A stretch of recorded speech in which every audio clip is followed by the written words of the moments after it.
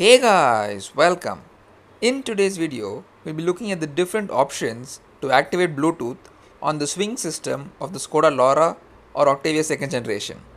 Let's get started now.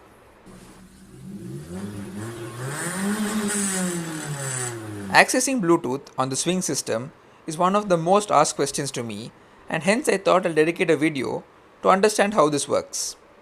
Going into media options, we have the option of Bluetooth audio. Clicking it, however, does not bring up Bluetooth on our phones.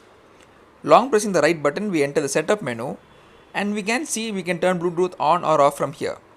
Doing this also does not bring around any change in activating Bluetooth.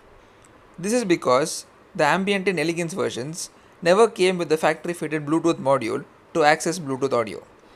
Let's now look at the different options to turn on Bluetooth in the swing system. The first option is to go with the Bluetooth module.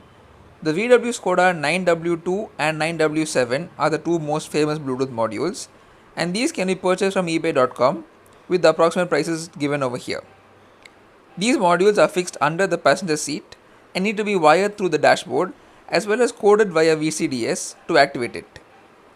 Also, you require the RCD510 system, or rather the Bolero head unit, from the Laura LNK to take full use of this Bluetooth module.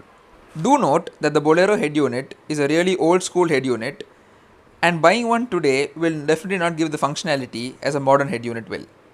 That brings us to option number 2, which is going for a completely new head unit change. Being a VAG car, changing the head unit has endless options.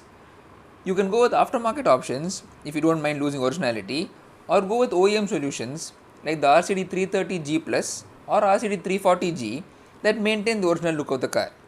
The only difference between the 330 and the 340 is that the 340 comes inbuilt with Apple CarPlay and Android Auto, whereas the 330G makes do with MirrorLink. Both these units have inbuilt Bluetooth as well as support for reverse cameras and are really very modern touchscreen units.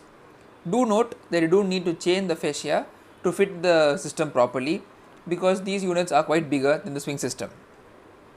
Moving over to the final option, and that's also the cheapest option, that would be going for the Bluetooth adapter or an FM transmitter.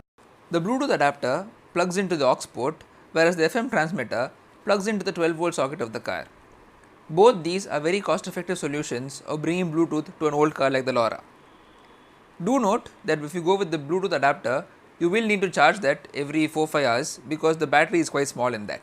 Also worth noting is the audio quality will not be really up to high standards in either of the solutions. I hope this video has answered the most asked question on the Laura. If it did, do give the video a thumbs up and hit the subscribe button also.